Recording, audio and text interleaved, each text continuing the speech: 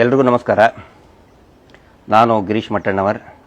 ಇವತ್ತು ಒಂದು important live update ಇತ್ತು, ಭಾಳ ಪ್ರಮುಖ ವಿಷಯ ಇತ್ತು. ದಯವಿಟ್ಟು ಎಲ್ಲರೂ ಅದಕ್ಕೆ ಜಾಯ್ನ್ ಆಗಿ. ಇವತ್ತಿನ ವಿಷಯ ಏನು ಅಂತ ಹೇಳಿದರೆ, ಹೋರಾಟದ ಹಾದಿ. ಸೌಜನ್ಯ ಹೋರಾಟ ಮತ್ತು ಸೌಜನ್ಯಕ್ಕಿಂತ ಮುಂಚೆ ಒಟ್ಟಾರೆಯಾಗಿ ಈ ನಕಲಿ ದೇವಮಾನವ ಕುಟುಂಬದ ಶೋಷಣೆ, ನಿರಂತರ ಶೋಷಣೆಗಳು, ಕಳೆದ 40-50 ವರ್ಷಗಳಿಂದ ನಡೆದಂತಹ ಶೋಷಣೆ, ಆ ಶೋಷಣೆ ವಿರುದ್ಧ ಭುಗಿಲೆದ್ದ ಹೋರಾಟ, ಆ ಹೋರಾಟದ ಹಾದಿ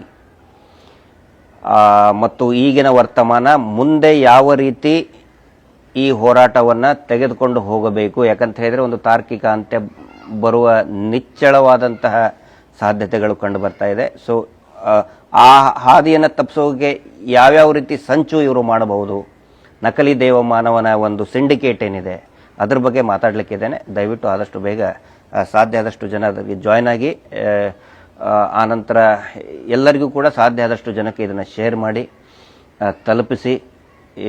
ಯಾವುದೇ ಕಾಪಿ ರೈಟ್ಸು ಅನ್ವಯ ಆಗೋದಿಲ್ಲ. ಯಾರು ಬೇಕಾದರೂ ಅವರು ಯೂಟ್ಯೂಬ್ ಆಗಲಿ ಪೇಜ್ನಲ್ಲೇ ಆಗಲಿ ಡೌನ್ಲೋಡ್ ಮಾಡಿಕೊಂಡು ಮರುಪ್ರಸಾರ ಮಾಡಬಹುದು. ಸ್ನೇಹಿತರೆ, ಕಳೆದ 13 ವರ್ಷದಿಂದ ಸೌಜನ್ಯ ಹೋರಾಟ, ನ್ಯಾಯದ ಹೋರಾಟ ಶ್ರೀಯುತ ಮಹೇಶ್ ಶೆಟ್ಟಿ ತಿಮರೋಡಿಯವರ ನೇತೃತ್ವದಲ್ಲಿ ನಿರಂತರವಾಗಿ ನಡೀತಾ ಬಂದಿದೆ. ಆದರೆ ಸೌಜನ್ಯ ಹೋರಾಟಕ್ಕಿಂತ ಮುಂಚೆನೂ ಕೂಡ 1970ರ ದಶಕದಿಂದ ವೇದವಲ್ಲಿ ಪ್ರಕರಣ ಆಗಿದ್ದು 1979ರಲ್ಲಿ. ಆ ಪ್ರಕರಣ ಆದ ನಂತರ ಅನೇಕ ಹೋರಾಟಗಳು, ಅಂದರೆ ದಕ್ಷಿಣ ಕನ್ನಡ ಜಿಲ್ಲೆ ಕರಾವಳಿಯಲ್ಲಿ ಹೋರಾಟಗಳು ಭುಗಿಲೆದ್ದು, ಅಲ್ಲಿಂದ ಇಲ್ಲಿವರೆಗೆ ನಾವು 1979 ಸ್ಟಾರ್ಟಿಂಗ್ ಪಾಯಿಂಟ್ ಅಂತ ತಗೊಂಡ್ರೆ, ಅಂದರೆ ಅದಕ್ಕಿಂತ ಮುಂಚೆನೂ ಕೂಡ ಅಸಮಾಧಾನ, ಇವರು ಮಾಡ್ತಾರೆ ಅಂತ ಶೋಷಣೆ ಅಲ್ಲಲ್ಲಿ ಕೇಳಿ ಬರ್ತಾ ಇತ್ತು. ಆದರೆ ಒಂದು ಪ್ರತಿಭಟನೆ ಮಾಡುವಂಥ ಧೈರ್ಯ ಜನರಲ್ಲಿ ಇದ್ದಿರಲಿಲ್ಲ. ಆದರೆ ವೇದವಲ್ಲಿ ಪ್ರಕರಣ ಇದರ ವಿರುದ್ಧ ಒಂದು ಪ್ರತಿಭಟನೆಯ ಸ್ವರೂಪ ಕಾಣ್ಕೊಳ್ತು. ಅಲ್ಲಿಂದ ಇಲ್ಲಿಯವರೆಗೆ ಈ ಶವ ಹೊರತೆಗೆಯುವಂತಹ ಈ ಏನು ಹೋರಾಟ ನಡೀತಿದೆ, ಸಾಮಾಜಿಕ ಜಾಲತಾಣದಲ್ಲಿ ಬೇರೆ ಬೇರೆ ಆಯಾಮಗಳಲ್ಲಿ ಹೋರಾಟ ಧ್ವನಿ ಕೇಳಿ ಬರ್ತಾ ಇದೆ. ಇಲ್ಲಿವರೆಗೆ ಯಾವ ರೀತಿ ಸಾಗಿ ಬಂದಿದೆ ಅನ್ನೋದನ್ನು ಒಂದು ಭಾಳ ಚಿಕ್ಕದಾಗಿ ನಾನು ಬ್ರೀಫ್ ಮಾಡ್ತೇನೆ. ಇಷ್ಟು ದೊಡ್ಡ ಹೋರಾಟ, ಇಷ್ಟು ದೊಡ್ಡ ಲಾಂಗ್ ಪಯಣ, ಜರ್ನಿ ಇರುವಂಥ ಹೋರಾಟವನ್ನು 10-15 ನಿಮಿಷದಲ್ಲಿ ಹೇಳೋದು ಬಹಳ ಕಷ್ಟ ಆಗುತ್ತೆ. ಬಟ್ ಸಾಧ್ಯ ಆದಷ್ಟು ಕಾಂಪ್ಯಾಕ್ಟ್ ಮಾಡಿ ನಾನು ಹೇಳ್ತಾ ಇದ್ದೀನಿ. ವೇದವಲ್ಲಿ ಪ್ರಕರಣ ಆದ ತಕ್ಷಣನೇ ಹೋರಾಟ ಏನು ಭುಗಿಲೇಳ್ತು, ಆವಾಗ ಇವರು ಏನು ಮಾಡ್ತಾರೆ, ಈ ನಕಲಿ ದೇವಮಾನವನ ಕುಟುಂಬದವರು ಆ ವೇದವಲ್ಲಿಯ ಗಂಡ ಡಾಕ್ಟರ್ ಹರಳೆ ಅವರನ್ನೇ ಬಲಿಪಶು ಮಾಡಕ್ಕೆ ನೋಡ್ತಾರೆ. ಅವರೇ ಮಾಡಿದ್ದು ಅಂತ ಸುಮ್ಮನೆ ಏನೇನೋ ಅವ್ರಿಗೆ ಬೇಕಾದಂಥ ಒಂದೆರಡು ಪತ್ರಿಕೆಗಳಲ್ಲಿ ಅದನ್ನು ಹಾಕಿಸಿ ಮಾಡುವಂಥ ಹರಳೆ. ಆದರೆ ಹರಳೆ ಅವರು ಒಂದು ವಿಷಯವನ್ನು ನಾನು ನಿಮ್ಮ ಗಮನಕ್ಕೆ ತರ್ತಾ ಇದ್ದೀನಿ ನೋಡಿ. ವೇದವಲ್ಲಿ ರೇಪ್ ಆ್ಯಂಡ್ ಮರ್ಡರ್ ಅಂತ ಹೇಳಿದ್ರೆ ಸುಟ್ಟು ಹಾಕಿದ್ರು. ಅದಕ್ಕಿಂತ ಬಿಫೋರ್ ಏನು ಮಾಡಿರ್ತಾರೆ, ಯಾವಾಗ ವೇದವಲ್ಲಿಯವರು ಹಿಂದೂ ಸಮಾಜದ ಲಿಂಗಾಯತ ಸಮುದಾಯದ ಮಹಿಳೆ, ಇಲ್ಲಿ ನಾನು ಧರ್ಮ ಮತ್ತು ಜಾತಿ ಕೆಲವೊಂದು ಅನಿವಾರ್ಯತೆಗಳಿಂದ ಹೇಳಬೇಕಾಗಿ ಬರ್ತದೆ. ಯಾಕಂತ ಹೇಳಿದರೆ ಟೀಚರ್ ವೇದವಲ್ಲಿಯವರು ಅದೇ STM ಕಾಲೇಜಿನ ಶಿಕ್ಷಕಿಯಾಗಿರ್ತಾರೆ ಮತ್ತು ವೆರಿ ಪಾಪ್ಯುಲರ್ ಶಿಕ್ಷಕಿಯಾಗಿರ್ತಾರೆ. ವಿದ್ಯಾರ್ಥಿಗಳಿಗೆ ಅವ್ರನ್ನ ಕಂಡ್ರೆ ಬಹಳ ಅಚ್ಚುಮೆಚ್ಚು. ಇವತ್ತಿಗೂ ಕೂಡ ಅವರ ಕೈಯಲ್ಲಿ ಕಲಿತಂತಹ ವಿದ್ಯಾರ್ಥಿಗಳು ನಮಗೆ ಮಾತಾಡಿದ್ದಾರೆ. ಮಹೇಶ್ ಶೆಟ್ಟಿ ತಿಮರೋಡಿ ಅವ್ರಿಗೂ ಕೂಡ ಮಾತಾಡಿದ್ದಾರೆ, ವೇದವಲ್ಲಿ ಟೀಚರ್ ನಮಗೆ ತುಂಬ ಇಷ್ಟ ಆಗ್ತಾ ಇದ್ರು ಅಂಥೇಳಿ. ಈಗ ಅವರು ಆಲ್ಮೋಸ್ಟ್ ಸೀನಿಯರ್ ಸಿಟಿಸನ್ ಆಗಿದ್ದಾರೆ ಅವರ ವಿದ್ಯಾರ್ಥಿಗಳು. ಅಂದರೆ ಅಷ್ಟೊಂದು ಮೆಚ್ಚುಗೆಯನ್ನು ವ್ಯಕ್ತಪಡಿಸ್ತಾ ಇದ್ರು ವೇದವಲ್ಲಿ ಟೀಚರ್ಗೆ. ಅವರಿಗೆ ಪ್ರಮೋಷನ್ ಕೊಡೋದನ್ನು ಬಿಟ್ಟು ಅವ್ರನ್ನ ಸೆಕ್ಸುವಲ್ ಅಬ್ಯೂಸ್ ಮಾಡಕ್ಕೆ ನೋಡ್ತಾರೆ. ಬಟ್ ತುಂಬ ಸ್ಟ್ರಿಕ್ಟ್ ಇರ್ತಾರೆ. ಕ್ಯಾರೆಕ್ಟರು ಕೂಡ ಅಷ್ಟೇ ನೀಟಾಗಿ ಶುದ್ಧವಾದಂಥ ಚಾರಿತ್ರ್ಯ ಇರುವಂಥ ವೇದವಲ್ಲಿ ಟೀಚರ್ ಅವರಿಗೆ ಸೆಕ್ಸುವಲಿ ಯೂಸ್ ಮಾಡ್ಕೊಳಕ್ಕೆ ನೋಡ್ತಾರೆ. ಈ ನಕಲಿ ದೇವಮಾನವನ ಕುಟುಂಬ ಮತ್ತು ಅವನ ತಮ್ಮ ಮತ್ತು ಆ ನಕಲಿ ದೇವಮಾನವನ ಸೋದರ ಮಾವ, ಅವನು ಆಗ ಇನ್ಸ್ಟಿಟ್ಯೂಟ್ದು ಹೆಡ್ ಇರ್ತಾನೆ, ಪ್ರಭಾಕರ್ ಅಂತ ಹೇಳಿ. ಬಹಳಷ್ಟು ಪ್ರಯತ್ನ ಮಾಡ್ತಾರೆ, ಅವರು ಅದಕ್ಕೆ ಸರೆಂಡರ್ ಆಗೋದಿಲ್ಲ. ಆವಾಗ ಏನು ಮಾಡ್ತಾರೆ, ಅವರಿಗೆ ವೇದವಲ್ಲಿ ಮೇಡಮ್ಗೆ ಕೊಡಬೇಕಾದಂಥ, ಟೀಚರ್ಗೆ ಕೊಡಬೇಕಾದಂಥ ಪ್ರಮೋಷನ್ನು ಈ ವೀರೇಂದ್ರ ಜೈನ್ ಅವರು ತಮ್ಮ ಸ್ವಧರ್ಮೀಯರಿಗೆ ಕೊಡ್ತಾರೆ. ಅವಾಗ ಅವ್ರಿಗೆ ಸಿಟ್ಟು ಬಂದು ಕೋರ್ಟಿಗೆ ಹಾಕ್ತಾರೆ. ನನಗೆ ಬರಬೇಕಾದಂತ ಪ್ರಮೋಷನ್ ಅನ್ನ ಇವರು ಅಂದ್ರೆ ನಿಯಮ ಬಾಹಿರವಾಗಿ ಬೇರೆಯವರಿಗೆ ಕೊಟ್ಟಿದ್ದಾರೆ. ಅಂದ್ರೆ ಅವರೇನು ಆ ಧರ್ಮದ ವಿರುದ್ಧ ದ್ವೇಷ ಏನೋ ಇರಲ್ಲ, ಯಾರಿಗೂ ಇಲ್ಲ, ನಮಗೂ ಇಲ್ಲ, ಇವತ್ತಿನವರೆಗೂ ಕೂಡ ಯಾವುದೇ ಧರ್ಮದ ವಿರುದ್ಧ ಇಲ್ಲ.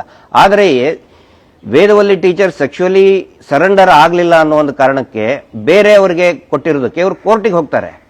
ಆವಾಗ ನಮ್ಮ ಕುಟುಂಬದ ವಿರುದ್ಧ ನಮ್ಮದೇ ಸಾಮ್ರಾಜ್ಯ, ನಮ್ಮ ವಿರುದ್ಧ ನೀನು ಕೋರ್ಟಿಗೆ ಹೋಗ್ತೀಯಾ ಅಂತೇಳಿ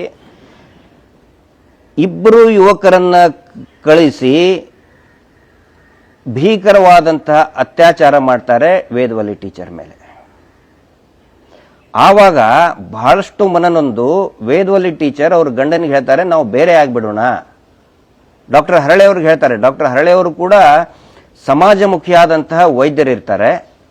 ಯಾರಿಗೆ ಏನೇ ಆರೋಗ್ಯದ ಸಮಸ್ಯೆ ಇದ್ರೆ ಹಳ್ಳಿಗಳಿಗೆ, ದೂರದ ಗುಡ್ಡಗಾಡು ಕಾಡಿನ ಪ್ರದೇಶಗಳಿಗೆ ಇರುವಂತಹ ಮನೆಗಳಿಗೆ, ಹಾಡಿಗಳಿಗೆ ಹೋಗಿ, ಮಲೆಕುಡಿಯ ಸಮುದಾಯದ ಅಲ್ಲಿ ಮನೆಗಳಿಗೆ ಹೋಗಿ ಉಚಿತ ಚಿಕಿತ್ಸೆಯನ್ನ ನೀಡಿ ಬರ್ತಾ ಇದ್ದಂತ ಸಮಾಜಮುಖಿ ವೈದ್ಯರು ಡಾಕ್ಟರ್ ಹರಳೆ ಅವರು. ಅವಾಗ ವೇದವಲ್ಲಿ ಅವರು, ನೋಡ್ರಿ ನನಗೆ ಹಾಳು ಮಾಡಿಬಿಟ್ಟಿದ್ದಾರೆ, ನನಗೆ ಕೆಡಿಸ್ಬಿಟ್ಟಿದ್ದಾರೆ, ನಾವಿಬ್ಬರು ಇನ್ನು ಒಟ್ಟಿಗೆ ಇರಕ್ ಆಗೋದಿಲ್ಲ, ನಾವು ಡಿವೋರ್ಸ್ ತಗೊಂಡ್ ಬಿಡೋಣ, ಸಪ್ರೇಟ್ ಆಗೋಣ ಅಂತ ಹೇಳಿದಾಗ ಡಾಕ್ಟರ್ ಹರಳೆ ಅವರು ಹೇಳ್ತಾರೆ, ನೋಡು ಇದು ನಿನ್ನ ತಪ್ಪಲ್ಲ, ನೀನು ಗಂಡ ಹೆಂಡತಿಯಾಗಿ ಯಾವಾಗಲೂ ಮದುವೆ ಆಗಿದೆ, ಯಾವಾಗಲೂ ಇಬ್ರು ಮನಸ್ಸಿನಲ್ಲಿಯೂ ಕೂಡ ನಾವು ಒಂದಾಗ್ಬಿಟ್ಟಿದ್ದೀವಿ, ಇದು ನಿನ್ನ ತಪ್ಪಲ್ಲ ಅಂತ ಆ ಮಾತಿಗೆ ವೇದವಲ್ಲಿ ಕಣ್ಣಲ್ಲಿ ನೀರು ಬಂದು ಅವರ ಮಾರಲ್ ಇನ್ನೂ ಬೂಸ್ಟ್ ಆಗುತ್ತೆ. ನನ್ನ ಗಂಡನೇ ನನಗೆ ಇಷ್ಟು ಸಪೋರ್ಟಿವ್ ಆಗಿ ನಿಂತಿದ್ದಾನೆ ಅಂತ ಹೇಳಿ ಒನ್ಸ್ ಅಗೇನ್ ಅವರು ಫೈಟ್ ಮಾಡ್ತಾರೆ. ಅವರು ಆ ಕೋರ್ಟ್ನಲ್ಲಿರೋ ಹಾಕಿರುವಂತಹ ಪಿಟಿಷನ್ ವಾಪಸ್ ತಗೊಳ್ಳೋದಿಲ್ಲ. She prepares for more severe fight. ಆವಾಗ ಇದೇ ಧರ್ಮೋದ್ಯಮಿಯ ತಮ್ಮ ಮತ್ತು ಅವನ ಗ್ಯಾಂಗ್, ಅವಾಗ ನಾರಾಯಣ ಕಮ್ತಾ ಅಂತ ಇದ್ದ, ವೆರಿ ಬಹಳ ಕ್ರೂಯಲ್ ವ್ಯಕ್ತಿತ್ವ, ಅನೇಕ ಹೆಣ್ಣುಮಕ್ಕಳನ್ನ ಹಾಳು ಮಾಡಿದಂತ, ಕುಖ್ಯಾತಿ ಹೊಂದಿದಂತ ನಾರಾಯಣ ಕಮ್ತಾ ಇಡೀ ಗ್ಯಾಂಗ್ ಹೋಗಿ ಗ್ಯಾಂಗ್ ರೇಪ್ ಮಾಡಿ ಅವರ ಮನೆಯಲ್ಲಿನೇ ವೇದವಲ್ಲಿ ಟೀಚರ್ನ ಸುಟ್ಟು ಹಾಕ್ತಾರೆ. ಆವಾಗ ದೊಡ್ಡ ಮಟ್ಟದ ಪ್ರತಿಭಟನೆ ಶುರುವಾಗುತ್ತೆ. ಈಗ ಇರ್ತಕ್ಕಂತಹ ನರೇಂದ್ರ ಅವರು, ವಿಚಾರವಾದಿ ನರೇಂದ್ರ ಅವರು, ಇನ್ನೂ ಅನೇಕ ಜನ ವಿಚಾರವಾದಿಗಳು ಇದರ ಮುಂಚೂಣಿಯಲ್ಲಿರ್ತಾರೆ. ಅವಾಗ ಈ ಹೋರಾಟವಾದ ಹಾದಿಯನ್ನು ತಪ್ಪಿಸಿದ್ದು ಹೇಗೆ ಅಂತ ಹೇಳಿದರೆ, ಈ ನಕಲಿ ದೇವಮಾನವ ಇದು ಧರ್ಮಸ್ಥಳ ದೇವಸ್ಥಾನದ ಮೇಲೆ ಅಟ್ಯಾಕ್ ಮಾಡ್ತಾ ಇದ್ದಾರೆ, ಹಿಂದೂ ಧರ್ಮದ ಮೇಲೆ ಅಟ್ಯಾಕ್ ಮಾಡ್ತಾ ಇದ್ದಾರೆ, ದಾಳಿ ಆಗ್ತಾ ಇದೆ, ಮಲಿನ ಮಾಡ್ತಾ ಇದ್ದಾರೆ ಅಂತ ಹೇಳಿ ಮಾಧ್ಯಮಕ್ಕೆ ಸುಳ್ಳು ಹೇಳಿಕೆಗಳನ್ನು ಕೊಟ್ಟು ಜನರ ಹಾದಿಯನ್ನು ತಪ್ಪಿಸಿದ್ರು. ಆನಂತರ ನೀವು ಗಮನಿಸಿ, ಮೊನ್ನೆ ಪ್ರಜಾವಾಣಿಯಲ್ಲಿ ಒಂದು ಆರ್ಟಿಕಲ್ ಬಂದಿತ್ತು. ಏನಂತ ಹೇಳಿದ್ರೆ, ಕರಾವಳಿಯಲ್ಲಿ ಕೋಮುವಾದದ ಹಿನ್ನೆಲೆ, ಮಂಗಳೂರು ದಕ್ಷಿಣ ಕನ್ನಡ ಜಿಲ್ಲೆಯಲ್ಲಿ ಕೋಮುವಾದದ ಹಿನ್ನೆಲೆ. ಯಾವಾಗ ಇಲ್ಲಿ ವೇದವಲ್ಲಿ ಪ್ರಕರಣದ ಕುರಿತಾಗಿ ನ್ಯಾಯ ಬೇಕು ಅಂತ ಹೋರಾಟ ಪ್ರಾರಂಭ ಆಯಿತು, ಅದಾದ ತಕ್ಷಣ ಕೋಮುವಾದ ಶುರು ಆಗುತ್ತೆ, ಕಿಡಿ ಶುರು ಆಗುತ್ತೆ ಅಲ್ಲಿ. ಅಂದ್ರೆ ಇದೊಂದು ವ್ಯವಸ್ಥಿತ ಸಂಚು ಆಗುತ್ತೆ, ಶುರು ಆಗುತ್ತೆ. ಪ್ರಜಾವಾಣಿಯಲ್ಲಿ ಇದರದ್ದು ಉಲ್ಲೇಖ ಬಂದಿಲ್ಲ, ಬಟ್ ಇನ್ ದ ಇಯರ್ 1979 ಆ ಸಂದರ್ಭದಲ್ಲಿ ಅಂತ ಹೇಳಿದ್ದಾರೆ.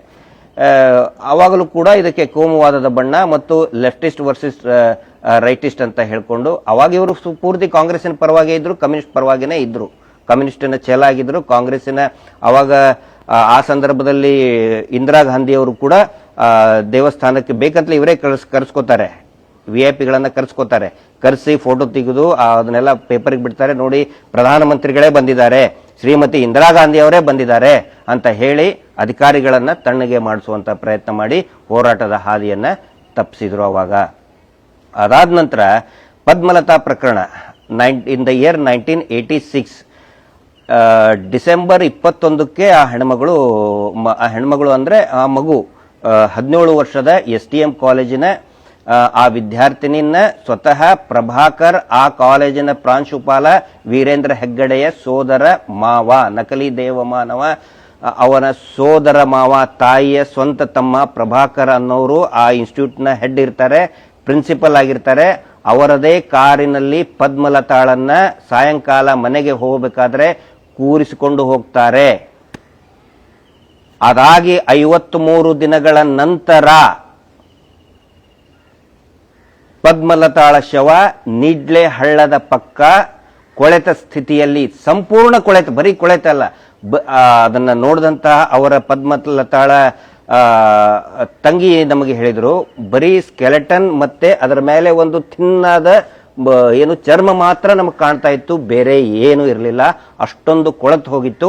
ಆದರೆ 2 ಕೈಗಳನ್ನ ಹಿಂಗೆ ಕಟ್ಟಿ ಹಾಕಿದ್ರು. ಆ ಸಂದರ್ಭದಲ್ಲಿ ಇದೇ ನಕಲಿ ದೇವಮಾನವನ ಸ್ವಂತ ತಮ್ಮನ ಮೇಲೆ FIR ಆಗಿರ್ತದೆ, ಮಾವನ ಮೇಲೆ FIR ಆಗುತ್ತೆ. CID ತನಿಖೆ ಕೊಡ್ತಾರೆ, ಅದನ್ನ ಹೈಕೋರ್ಟಿಗೆ ಹೋಗಿ ಸ್ಕ್ವಾಶ್ ಮಾಡಿಸ್ಕೊಂಡು ಬರ್ತಾರೆ. ಆದರೆ ಆ ನಡುವೆ ಒಂದು ಸಂದರ್ಭ ಬರ್ತದೆ, ಸ್ಟೂಡೆಂಟ್ಸ್ಗಳು ಭುಗಿಲೇಳ್ತಾರೆ. ಪದ್ಮಲತಾ ಪ್ರಕರಣದ ಒಂದು ವಿಶೇಷತೆ ಅಂತ ಹೇಳಿದ್ರೆ, ವೇದವಲ್ಲಿ ಪ್ರಕರಣದಲ್ಲಿ ವಿಚಾರವಾದಿಗಳು ಎದ್ದು ನಿಂತ್ಕೊಳ್ತಾರೆ, ಪದ್ಮಲತಾ ಪ್ರಕರಣದಲ್ಲಿ because she was a student. ಹಿಂಗಾಗಿ ಕರಾವಳಿಯಲ್ಲಿರುವ ಅನೇಕ ವಿದ್ಯಾರ್ಥಿ ಸಂಘಟನೆಗಳು ಹೋರಾಟವನ್ನು ಪ್ರಾರಂಭ ಮಾಡ್ತಾರೆ, ಹೋರಾಟ ಭುಗಿಲೇಳ್ತದೆ.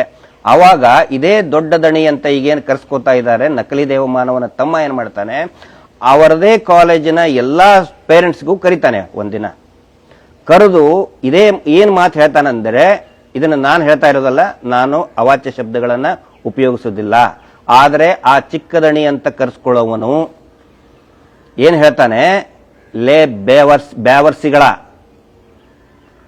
ನಿಮ್ಮ ಮಕ್ಕಳಿಗೆ ಹೇಳಿ, ಕಲಿಯೋದಿದ್ರೆ ಸರಿಯಾಗಿ ಕಲೀಲಿ, ಹೋರಾಟ ಅದು ಇದು ಅಂತ ಬಂದ್ಬಿಟ್ರೆ ಕಾಲೇಜಿಂದ ಒದ್ದು ಹೊರಗಡೆ ಹಾಕ್ತೀನಿ, ಮುಚ್ಕೊಂಡು ಕಾಲೇಜ್ನಲ್ಲಿ ಸ್ಕೂಲಲ್ಲಿ ಓದಬೇಕು, ಬ್ಯಾವರ್ಸಿಗಳ ಹೋರಾಟ ಅಂತ ಹೇಳಿದ್ರೆ ಹೆಸರು ಕಿತ್ಕೊಂಡು ಹೋಗ್ಬಿಡಿ ಅಂತ ಪ್ಯಾರೆಂಟ್ಸ್ಗಳಿಗೆ, ಪಾಲಕರಿಗೆ ಹೆದರ್ಸ್ತಾನೆ ಇದೇ ನಕಲಿ ದೇವಮಾನವನ ತಮ್ಮ. ಅವಾಗ ಏನ್ ಮಾಡ್ಬೇಕು ಪೇರೆಂಟ್ಸು? ಪಾಪ ಹೆದರ್ಕೊಂಡು ಸುಮ್ಮನೆ ಆಗ್ಬಿಡ್ತಾರೆ. ಅವಾಗಲೂ ಕೂಡ ಇದು ದೇವಸ್ಥಾನಕ್ಕೆ ಮಲಿನ ಮಾಡ್ತಾ ಇದ್ದಾರೆ ಅಂತ ಪೇಪರ್ ಸ್ಟೇಟ್ಮೆಂಟ್ಗಳನ್ನು ಕೊಟ್ಟು ಹಿಂದೂ ದೇವಸ್ಥಾನದ ಮೇಲೆ ಎಡಪಂಥೀಯರು ದಾಳಿ ಮಾಡ್ತಾ ಇದ್ದಾರೆ. ಯಾಕಂತ ಹೇಳಿದ್ರೆ ಪದ್ಮಲತಾಳ ತಂದೆ ಕಾಮ್ರೇಡ್ ದೇವಾನಂದ್ ಅವರು ಇವರ ಒಂದು ಅನ್ಯಾಯದ ವಿರುದ್ಧ ಮತ್ತು ಈ ಮಲೆಕುಡಿಯ ಸಮುದಾಯವನ್ನ ಏನಂತ ಹೇಳಿದ್ರೆ ಕಾನೂನು ಬಾಹಿರವಾಗಿ ಅವರ ಕಾಡಿನ ಮಕ್ಕಳು, ಮಲೆಕುಡಿಯ ಸಮುದಾಯ ಅಂತ ಹೇಳಿದ್ರೆ ಕಾಡಿನ ಮಕ್ಕಳು, ಕಾಡಿನ ರಕ್ಷಣೆ ಮಾಡಿ ವನ್ಯಜೀವಿಗಳನ್ನ ಪೂಜೆ ಮಾಡಿ ಕಾಡನ್ನ ಉಳಿಸ್ತಕ್ಕಂತಹ ಮಕ್ಕಳು ಮಲೆಕುಡಿಯ ಸಮಾಜದವರು. ಅವರನ್ನ ಬಲವಂತವಾಗಿ ಎತ್ತಂಗಡಿ ಮಾಡ್ತಾನೆ ಇದೇ ನಕಲಿ ದೇವಮಾನವ. ಅದರ ವಿರುದ್ಧ ದೇವಾನಂದ್ ಅವರು ಸ್ಟ್ರೈಕ್ ಮಾಡ್ತಾರೆ, ಚಳವಳಿಗೆ ಮಾಡ್ತಾರೆ. ಇಲೆಕ್ಷನ್ಗೆ, ಗ್ರಾಮ ಪಂಚಾಯತಿ ಇಲೆಕ್ಷನ್ಗೆ ನಿಲ್ತೇನೆ ಇವ್ರ ವಿರುದ್ಧ ಅಂತ ಹೇಳ್ತಾರೆ. ಹಿಂಗಾಗಿ ಆನಂತರ ಅವರ ಜಮೀನ ಇರ್ತದಲ್ಲಿ ಜಮೀನನ್ನ ಈ ನಕಲಿ ದೇವಮಾನವನ್ನ ಕೇಳಿದ್ರು ಕೂಡ ಅವ್ರು ಕೊಡೋದಿಲ್ಲ. ಹಿಂಗಾಗಿ ಅವರ ಮಗಳನ್ನ ಅಪಹರಿಸಿ ನಿರಂತರ ಅತ್ಯಾಚಾರ ಮಾಡಿ ಕೊಲೆ ಮಾಡ್ತಾರೆ. ಅವಾಗಲೂ ಕೂಡ ಕಮ್ಯುನಿಸ್ಟರು, ಎಡಪಂಥೀಯರು ದಾಳಿ ಮಾಡ್ತಾ ಇದ್ದಾರೆ. ಇದೇ ಪ್ರೊಪಗಂಡ ಮಾಡಿ ಹೋರಾಟವನ್ನ ತಣ್ಣಗೆ ಮಾಡ್ತಾರೆ, ದಾರಿ ತಪ್ಪಿಸ್ತಾರೆ.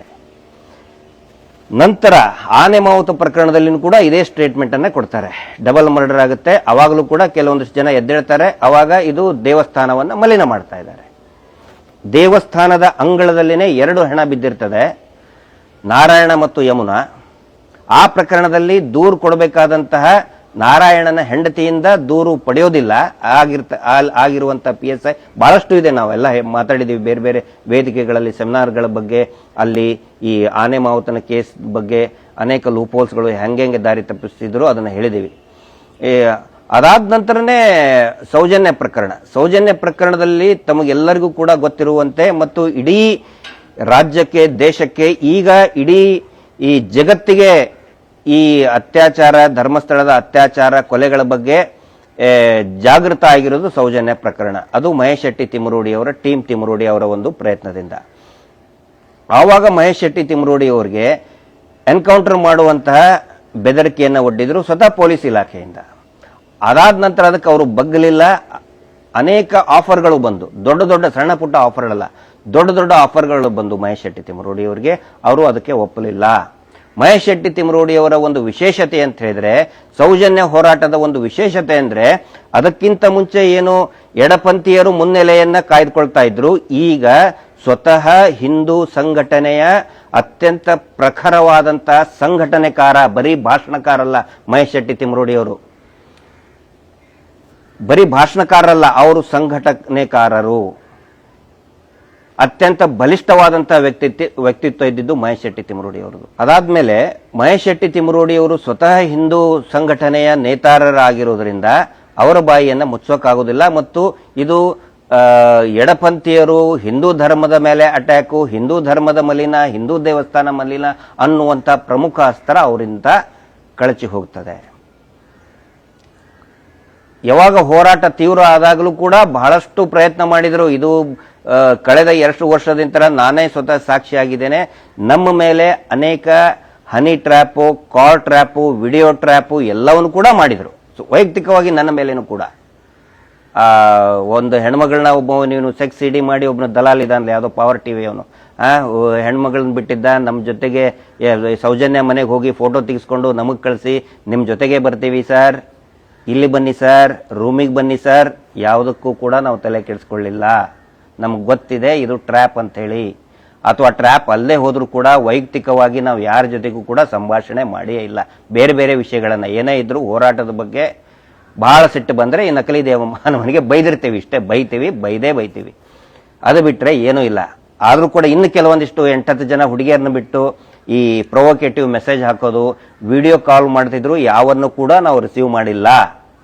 ಒಂದು ಹುಡುಗಿ ನನಗೆ ಫೋನ್ ಮಾಡಿ ಹೇಳಿದ್ಲು, ಸಾರಿ ಸರ್, ನನಗೆ ಆಫರ್ ಕೊಟ್ಟಿದ್ದಾರೆ, ನಾನು ಬಾತ್ರೂಮ್ನಲ್ಲಿದ್ದಾಗ ಸ್ನಾನ ಮಾಡಬೇಕಾದ್ರೆ ನಿಮಗೆ ವಿಡಿಯೋ ಕಾಲ್ ಮಾಡಿ ಅದನ್ನು ಸ್ಕ್ರೀನ್ ರೆಕಾರ್ಡ್ ಮಾಡ್ಕೊಳ್ಳೋ ಅಂತ ಹೇಳಿದ್ರು. ನನಗೆ ಆಗಲಿಲ್ಲ ಸರ್, ನಾನು ಮಾಡಲ್ಲ, ನಾನು ಸೌಜನ್ಯ ಪರ ಇದ್ದೀನಿ ಅಂತ ಹೇಳಿ ಪಾಪ ಹುಡುಗಿ ಹೇಳಿದ್ಲು. ನಾವು ಅವ್ರ ಹೆಸರುಗಳನ್ನು ಹೇಳ್ತಾ ಇಲ್ಲ, ಅವರ ಎಲ್ಲ ಸ್ಕ್ರೀನ್ ಶಾಟ್ ಕೂಡ ನನ್ನ ಹತ್ರ ಇದೆ, ಸೇವ್ ಮಾಡ್ಕೊಂಡು ಇಟ್ಕೊಂಡಿದ್ದೀವಿ. ಸಮಯ ಸಂದರ್ಭ ಬಂದಾಗ ಇವರೇನಾದರೂ ಆ ಥರ ಸಂಚು ಮಾಡಿದರೆ ತೋರಿಸ್ಬೋದು ಅಂಥೇಳಿ. ಆ ಥರ ನಮ್ಮಿಂದ ಯಾವುದೇ ಕೆಲಸಗಳಾಗಿಲ್ಲ. ಹೀಗಾಗಿ ಅವರು ಯಾರು ಈ ನಕಲಿ ದೇವಮಾನವನ ನಕಲಿ ಗಣಗಳೇನಿದೆಯಲ್ಲ, ನಕಲಿ ಪತ್ರಕರ್ತರು, ಲೈಸೆನ್ಸ್ ಇಲ್ಲದ ಟಿವಿ ಚಾನಲ್ ಅವರು, ಅವ್ರಿಗೆ ಯಾವುದೇ ಅಸ್ತ್ರಗಳು ಸಿಗಲಿಲ್ಲ. ಅಂದರೆ ಹೋರಾಟದ ಹಾದಿ ತಪ್ಪಿಸೋಕೆ ಏನೇನೆಲ್ಲ ಪ್ರಯತ್ನ ಮಾಡ್ತಾ ಇದ್ದಾರೆ ಅಂಥೇಳಿ. ಈಗ ನೋಡಿ, ಹೋರಾಟ ನಡಿಬೇಕಾದ್ರೂ ಕೂಡ ಕೆಲವೊಂದಿಷ್ಟು ಸಂಸ್ಥೆಗಳು ಬಂದು, ಸಂಘಗಳು ಬಂದು ಸೌಜನ್ಯ ಪರ ಅಂಥೇಳಿ ಬರ್ತಾರೆ, ಮಾತಾಡ್ತಾರೆ. ಆಮೇಲೆ ಆ ಕಡೆ ಹೋಗಿ ಅಡ್ಜಸ್ಟ್ ಆಗಿಬಿಡ್ತಾರೆ ಅಥವಾ ಸುಮ್ಮನಾಗ್ತಾರೆ. ಸೌಜನ್ಯ ಹೋರಾಟಗಾರರಿಗೆ ಬೈದಿದ್ದಾರೆ ಕೆಲವೊಬ್ರು ವಿಡಿಯೋ ಮಾಡಿ. ಮೊದಲು ನಮ್ಮ ಜೊತೆಗಿದ್ದು ಮಾತಾಡಿ ಆನಂತರ ಮಹೇಶ್ ಶೆಟ್ಟಿ ತಿಮರೋಡಿ ಅವರಿಗೆ ಬೈಯೋದಕ್ಕೆ ಸ್ಟಾರ್ಟ್ ಮಾಡಿದರು. ಅವ್ರು ಯಾರು ಕೂಡ ಈಗ ಸಮಿತಿಯಲ್ಲಿ ಇಲ್ಲ. ಈ ಮಾತನ್ನ ಯಾಕೆ ಹೇಳ್ತಾ ಇದ್ದೀನಿ ಅಂತ ಹೇಳಿದ್ರೆ, ಸಮೀರ್ MD ಅವರ ವಿಡಿಯೋ ವೈರಲ್ ಆಗಿ ಇಡೀ ರಾಜ್ಯದ ದೇಶದ ಜನರ ಕಣ್ಣು ತೆರೆಸಿದಂತಹ ವಿಡಿಯೋ ಸಮೀರ್ ವಿಡಿಯೋ ಅವರು, ದೂತ ಸಮೀರ್ ಅವರ ವಿಡಿಯೋ, ಧರ್ಮಸ್ಥಳ ಹಾರರ್.